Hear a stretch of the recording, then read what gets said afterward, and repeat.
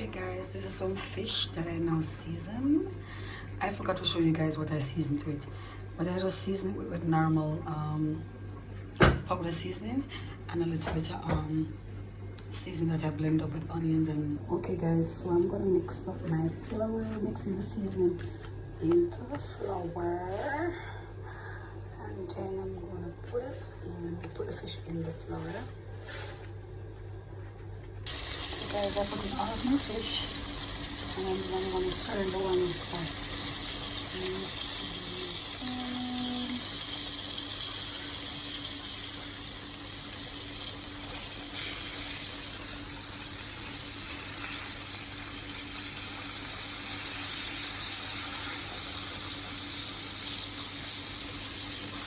Okay guys, my fish is ready. So I put it on some napkins so it could suck the oil